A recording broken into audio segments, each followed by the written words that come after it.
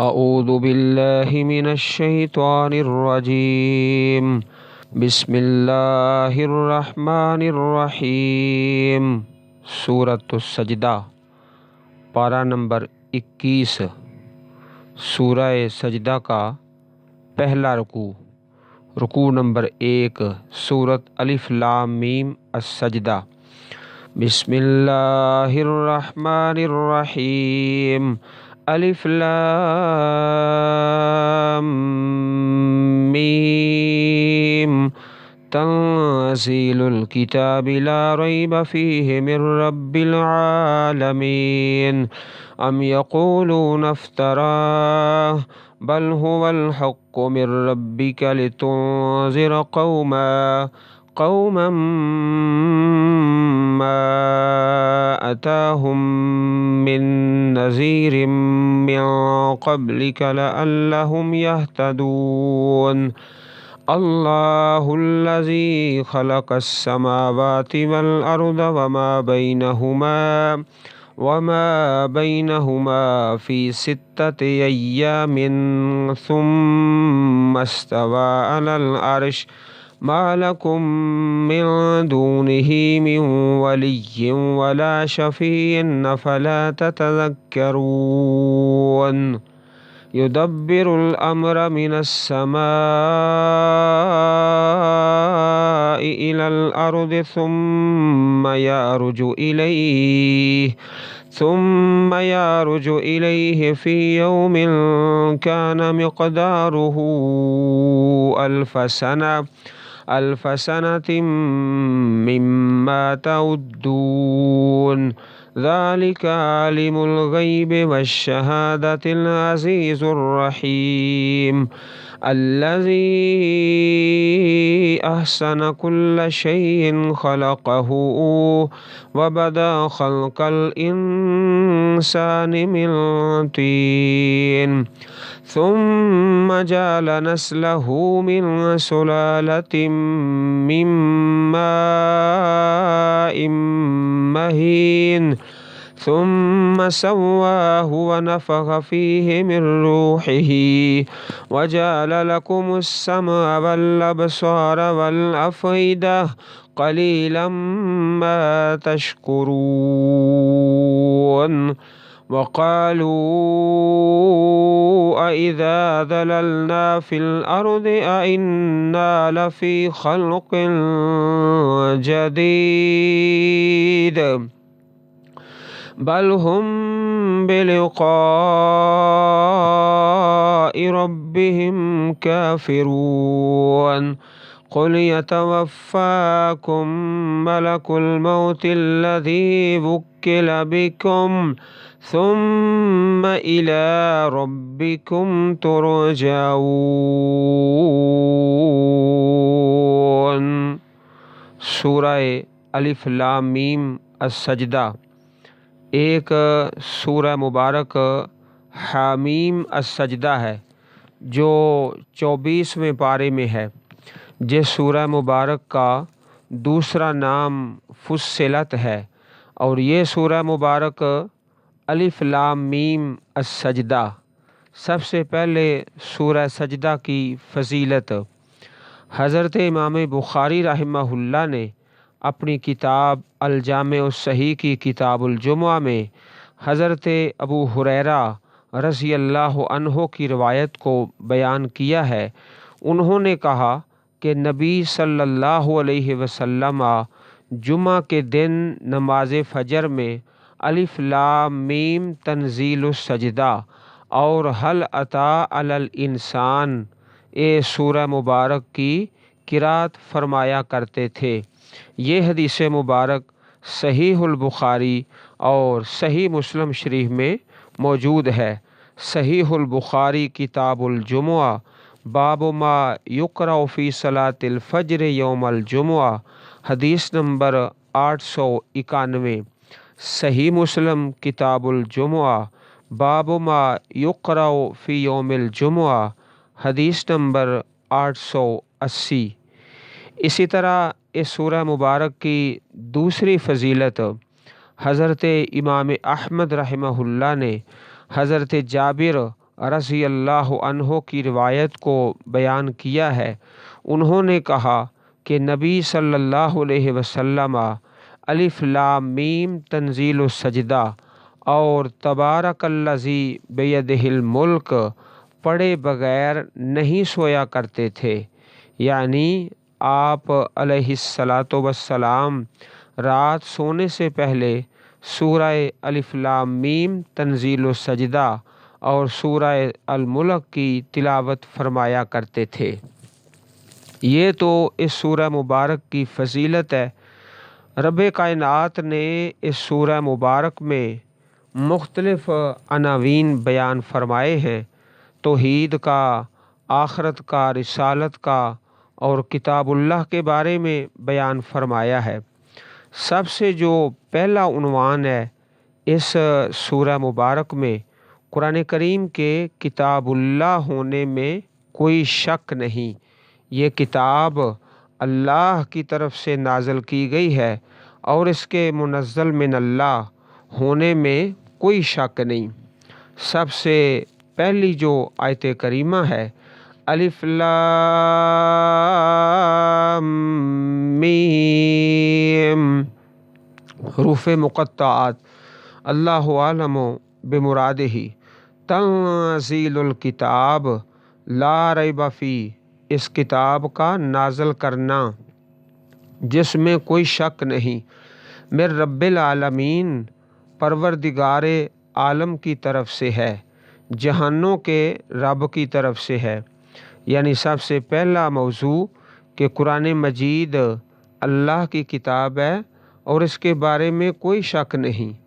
ایک بات تو یہ بیان کی گئی کہ یہ کتاب رب العالمین کی طرف سے نازل کی گئی ہے، اور دوسری بات کہ اس میں کوئی شک نہیں۔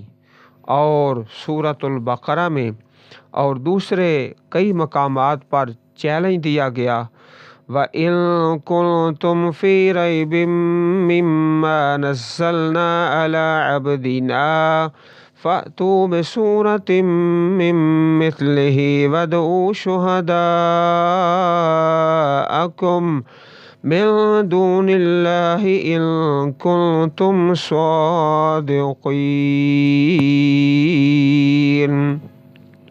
اور اگر تم اس کے بارے میں کسی شک میں ہو جو ہم نے اپنے بندے پر اتارا ہے، تو اس کی مثل ایک صورت لے آؤ اور اللہ کے سوا اپنے حمایتی بلا لو اگر تم سچے ہو۔ حقیقت یہ ہے کہ قرآن مجید سب سے بڑا معجزہ ہے جو رسول اکرم صلی اللہ علیہ وسلم کو دیا گیا، جس کے مقابلے سے پوری مخلوق عاجز ہے۔ اور اس سے آگے فرمایا ام یقولون افتراہ، یا وہ کہتے ہیں کہ اس نے اسے خود گھڑ لیا ہے، بل هو الحق من ربک، بلکہ وہی تیرے رب کی طرف سے حق ہے، لتنذر قوما، تاکہ تو ان لوگوں کو ڈرائے، ما اتاہم من نذیر من قبلک، جن کے پاس تجھ سے پہلے کوئی ڈرانے والا نہیں آیا، لعلہم یہتدون، تاکہ وہ راہ پائیں، ہدایت پائیں۔ تو یہ اللہ تعالیٰ کی طرف سے حق ہے اور پیغام ہے۔ اسی طرح سورہ الانعام کے اندر رب کائنات نے ارشاد فرمایا وَهَذَا کتاب، یہ کتاب ہے، انزلناہ، ہم نے اس کو اتارا ہے، مبارکن، بابرکت ہے، فاتبعوہ واتقوا لعلکم ترحمون، تم اسی کی پیروی کرو اور تقوی اختیار کرو تاکہ تم پر رحم کیا جائے۔ ان تقولوا انما انزل الكتاب ولا طائفتین من قبلنا وَإِن كُنَّا عَن دِرَاسَتِهِمْ لَغَافِلِينَ، ایسا نہ ہو کہ تم کہو کہ کتاب تو صرف ان دو گروہوں پر اتاری گئی جو ہم سے پہلے تھے، او تقولوا لو انا انزل علینا الکتاب لکنا اہدی منہم فقد جاءکم بینۃ من ربکم وہدی ورحمہ، اور بے شک ایسا نہ ہو کہ تم کہو کہ کتاب تو صرف ان دو گروہوں پر اتاری گئی جو ہم سے پہلے تھے، اور بے شک ہم ان کے پڑھنے پڑھانے سے یقیناً بے خبر تھے، یا یہ کہو کہ اگر ہم پر کتاب اتاری جاتی تو ہم ان سے زیادہ ہدایت والے ہوتے، پس بے شک تمہارے پاس تمہارے رب کی طرف سے ایک روشن دلیل اور ہدایت اور رحمت آ چکی، پھر اس سے زیادہ ظالم کون ہے جو اللہ تعالیٰ کی آیات کو جھٹلائے اور ان سے کنارہ کرے۔ عنقریب ہم ان لوگوں کو جو ہماری آیات سے کنارہ کرتے ہیں برے عذاب کی جزا دیں گے، اس کے بدلے جو وہ کنارہ کرتے تھے، اراض کرتے تھے۔ سورۃ الانعام آیت نمبر 155 تا آیت نمبر 157۔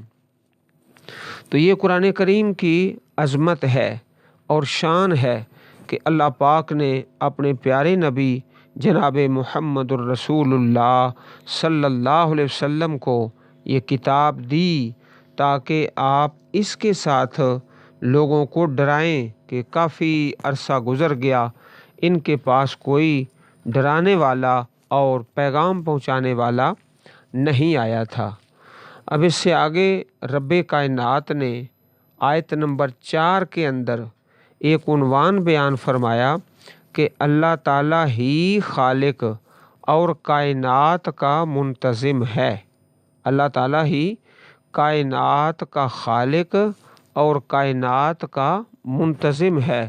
ارشاد باری تعالیٰ ہے، اللہ الذی خلق السماوات والارض وما بینہما فی ستۃ ایام ثم استوی علی العرش۔ اللہ وہ ہے جس نے آسمانوں اور زمین اور ان دونوں کے درمیان کی ہر چیز کو 6 دنوں میں پیدا کیا، 6 دنوں میں، اور تفصیلات دوسرے مقامات پر سورہ حامیم السجدہ میں کہ پہلے 2 دنوں میں زمین کو بنایا، پھر اس کے بعد 2 دن میں آسمان کو، پھر اس کے بعد 2 دن میں زمین کو ہموار کیا، برابر کیا، اور اس طرح 6 دن پورے ہو گئے۔ ثم استوی علی العرش، پھر وہ مستوی ہوا عرش پر بلند ہوا۔ ما لکم من دونہ من ولی ولا شفیع افلا تتذکرون۔ اس کے سوا تمہارا نہ کوئی دوست ہے اور نہ کوئی سفارش کرنے والا۔ افلا تتذکرون، تو کیا تم نصیحت حاصل نہیں کرتے؟ کیا تم نصیحت نہیں پکڑتے کہ اللہ تعالیٰ ہی کائنات کا خالق ہے اور وہی اس کائنات کے نظام کو چلانے والا ہے۔ اللہ پاک سورۃ طلاق میں ارشاد فرماتے ہیں، اللہ الذی خلق 7 سماوات ومن الارض مثلہن۔ اللہ ہی تو ہے جس نے 7 آسمان پیدا کیے اور ویسے ہی زمینیں بھی 7۔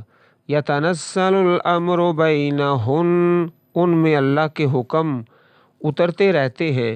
لتعلموا ان اللہ علی کل شیء قدیر، تاکہ تم جان لو کہ اللہ ہر چیز پر قادر ہے۔ وَأَنَّ اللَّهَ قَدْ أَحَاطَ بِكُلِّ شَيْءٍ عِلْمًا، اور یہ کہ اللہ تعالیٰ اپنے علم سے یقیناً ہر چیز پر احاطہ کیے ہوئے ہے۔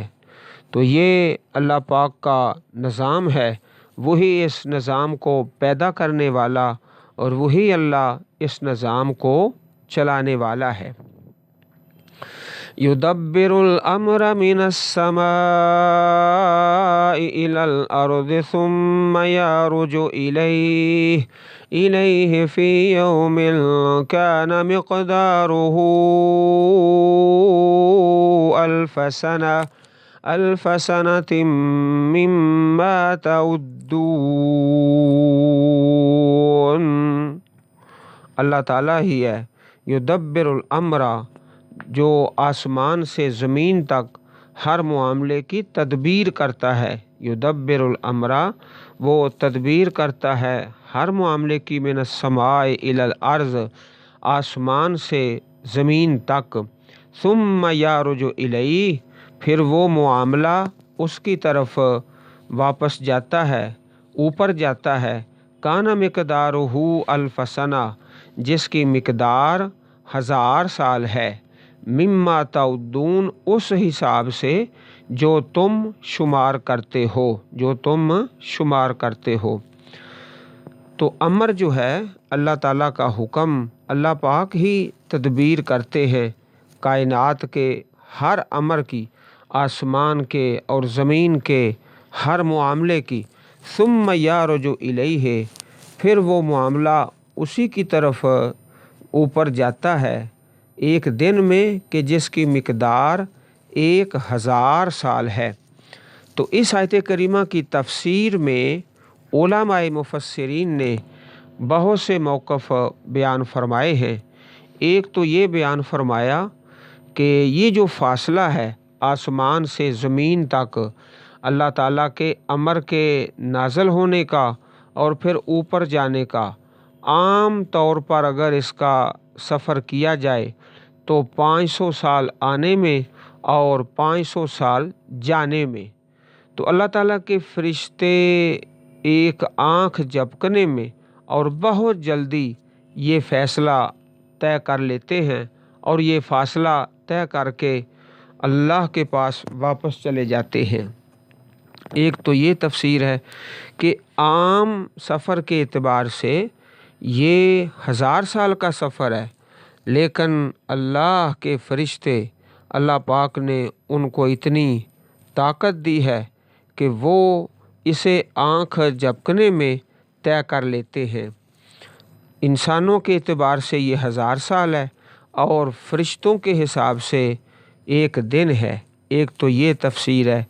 और दूसरी तफसीर इस आयत करीमा की कि रब्बे कायनात इस निज़ाम को चलाने के लिए जो अहकामात हैं वो अपने फ़रिश्तों के ज़िम्मे ड्यूटी लगा दी जाती है और फिर 1000 साल का अरसा, फिर उसके बाद वापस उस अमर की रिपोर्ट अल्लाह के यहाँ पेश कर दी जाती है। तो एक मुशरिकीन के सवाल का जवाब भी है। वो ये कहते थे कि अल्लाह ताला और उसके पाक कलाम में ये बात है कि अज़ाब आएगा, कोई अज़ाब नहीं आ रहा। तो उसकी हिकमत बताई गई है कि अल्लाह ताला के फ़ैसले ऐसे नहीं हैं जैसे इंसानों के हैं, बल्कि रब्बे कायनात के हाँ एक दिन है जिसे तुम 1000 साल शुमार करते हो। 1000 साल शुमार करते हो, अल्लाह ताला के हाँ वो एक दिन है।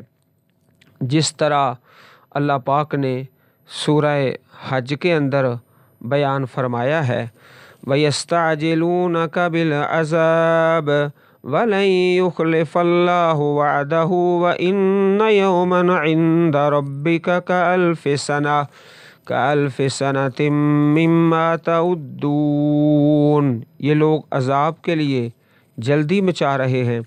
अल्लाह ताला हरगिज़ अपने वादे के ख़िलाफ़ ना करेगा, मगर तेरे रब के हाँ एक दिन तुम लोगों के शुमार से 1000 बरस जैसा हुआ करता है। सूरह हज आयत नंबर 47। तो अल्लाह पाक ने इस तरह एक दूसरे मकाम पर सूरतुल माआरिज में फरमाया 50 अल्फ सना, 50,000 साल। तो उस 50,000 साल से मुराद क़यामत का दिन है। क़यामत का दिन جب قیامت آئے گی تو اس دن کی جو مقدار ہے وہ ہے 50,000 سنہ، جو سورۃ المعارج میں ہے۔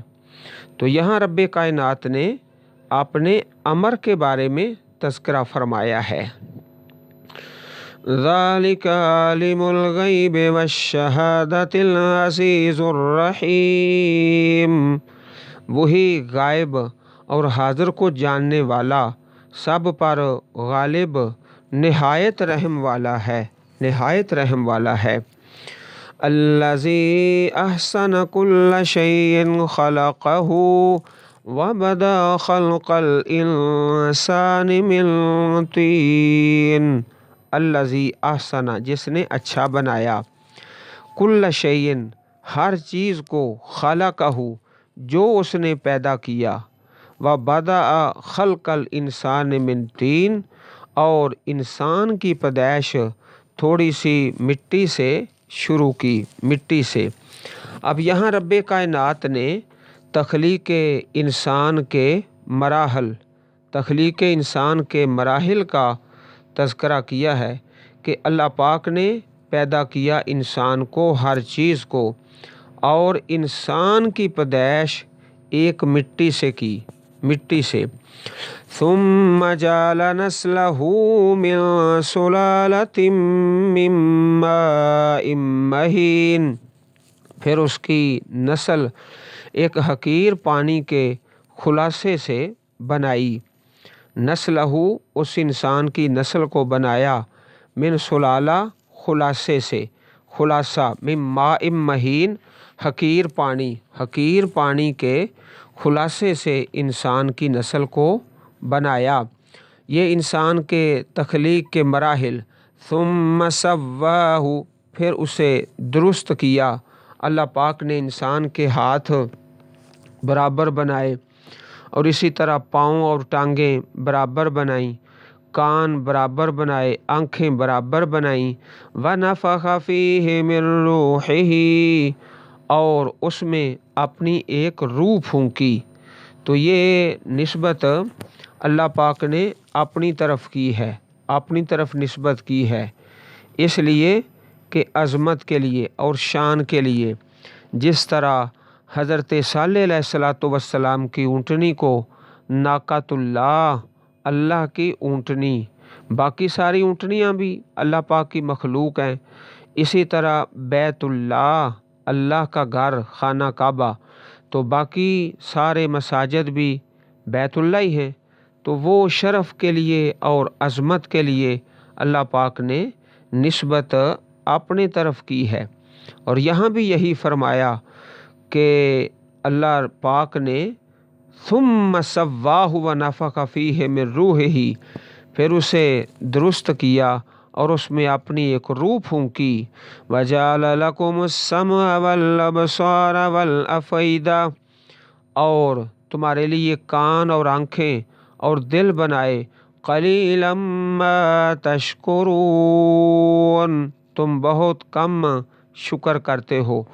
اللہ پاک نے کان تو اس لیے بنائے تھے کہ حق بات کو سنا جائے اور اس پر عمل کیا جائے۔ اللہ پاک نے آنکھیں تو اس لیے بنائی تھیں کہ حق کو دیکھا جائے، اللہ تعالیٰ کی قدرت کی نشانیاں ان کو دیکھا جائے اور انسان ان سے نصیحت حاصل کرے۔ والافئدہ، اور دل بنائے، تو دل کس لیے بنائے؟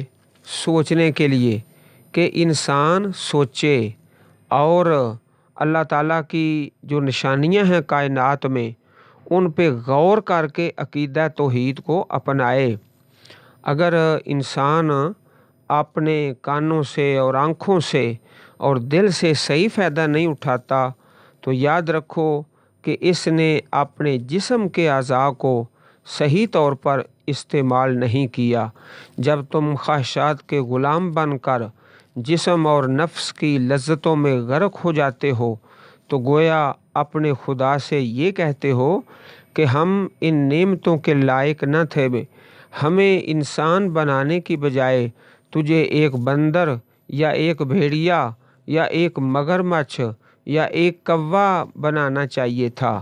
اس طرح انسان کہتا ہے زبان حال سے فرمایا قلیلا ما تشکرون، تھوڑا ہے جو تم شکر ادا کرتے ہو، شکر ادا کرنے والے بھی تھوڑے اور جو شکر ادا کر رہے ہیں وہ بھی تھوڑا۔ اب اللہ پاک نے اس سے پہلے رکوع کے آخر میں منکرین بعث کی تردید کی، جو قیامت کے منکر تھے ان کی تردید فرمائی ہے۔ وَقَالُوا أَإِذَا ضَلَلْنَا فِي الْأَرْضِ، اور انہوں نے کہا کیا جب ہم زمین میں گم ہو گئے، أَإِنَّا لَفِي خَلْقٍ جَدِيدٍ، کیا واقعی ہم ضرور نئی پیدائش میں ہوں گے، نئی پیدائش میں۔ بل ہم بلقاء ربهم کافرون، بلکہ وہ اپنے رب کی ملاقات سے منکر ہیں، اپنے رب کی ملاقات سے منکر ہیں۔ تو یہ ان کا اعتراض ہے، جو آخرت کا انکار کرنے والے تھے، اور رب کائنات نے پہلے تو ان کا اعتراض ذکر کیا اور کہا کہ کیا جب ہم زمین میں گم ہو گئے، کیا واقعی ہم ضرور نئی پیدائش میں ہوں گے؟ تو رب کائنات نے کہا کہ اصل میں یہ چاہتے ہیں کہ ہم من مانیاں کریں، اپنی مرضی کریں، اچھا کریں، برا کریں، سیاہ کریں، سفید کریں، ہم سے کوئی پوچھنے والا نہ ہو، کوئی سوال کرنے والا، کوئی ہمارا حساب لینے والا نہ ہو۔ اصل تو یہ ان کی خواہش ہے۔ تو زیادہ ان کے دل میں یا ذہن میں یا سوچ میں یہ نہیں ہے کہ ہم مر کر کیسے دوبارہ اٹھیں گے اور کیسے زندہ ہوں گے، یہ تو زیادہ بعید از عقل نہیں ہے، لیکن وہ اصل میں یہ چاہتے ہیں کہ قیامت کا انکار کر کے ہماری جان چھوٹ جائے، ہم اپنے اعمال سیاہ کریں، سفید کریں، ہمیں کسی کے سامنے جواب نہ دینا پڑے۔ فرمایا قُلْ يَتَوَفَّاكُم مَلَكُ الْمَوْتِ الَّذِي وُكِّلَ بِكُمْ ثُمَّ إِلَىٰ رَبِّكُمْ تُرْجَعُونَ۔ یتوفاکم، کہہ دیجئے تمہیں موت کا فرشتہ قبض کرے گا، ملک الموت، الذی وکل بکم، جو تم پر مقرر کیا گیا ہے۔ یہاں تو واحد کا صیغہ ہے، ایک فرشتہ، تو سورۃ الانعام آیت نمبر 61 کے اندر زیادہ فرشتوں کا اور جمع کا صیغہ ہے۔ حتی اذا جاء احدکم الموت توفتہ رسلنا وہم لا یفرطون، یہاں تک کہ جب تمہارے کسی ایک کو موت آتی ہے، اسے ہمارے بھیجے ہوئے قبض کر لیتے ہیں اور وہ کوتاہی نہیں کرتے۔ تو وہاں جمع کا صیغہ ہے اور یہاں واحد کا، تو مفہوم یہ ہے کہ ملک الموت اور اس کے ساتھ آگے تعاون کرنے والے اللہ تعالیٰ کے بہت زیادہ فرشتے ہیں۔ باقی رہا نام، ملک الموت کا نام لوگوں میں یہ مشہور ہے کہ ملک الموت کا نام ہے عزرائیل، تو یہ مشہور ہے، باقی اس کی کوئی دلیل قرآن و سنت میں نہیں ہے۔ ملک الموت کا نام عام طور پر عزرائیل مشہور ہے، مگر قرآن و سنت میں یہ بات کہیں مذکور نہیں، محض اسرائیلی روایات ہیں۔ الذی وکل بکم، جو تم پر مقرر کیا گیا ہے، ملک الموت، موت کا فرشتہ۔ ثم الی ربکم ترجعون، پھر تم اپنے رب ہی کی طرف لوٹائے جاؤ گے، اپنے اللہ کی طرف تم نے جانا ہے، اپنے ہر قول اور فعل کا اللہ تعالیٰ کے سامنے جواب دینا ہے۔ تو اس رکوع کے اندر رب کائنات نے قرآن مجید کے حق ہونے کا بیان کیا، اللہ تعالیٰ کی تخلیق اور اس کے نظام اور تخلیق انسان کے مراحل، اور جو قیامت کے منکر ہیں ان کی تردید فرمائی ہے۔ اللہ احکم الحاکمین ہم سب کو قرآن کریم پڑھنے اور سمجھنے اور عمل کرنے کی توفیق عطا فرمائے۔ حسبنا اللہ ونعم الوکیل الحمد للہ رب العالمین.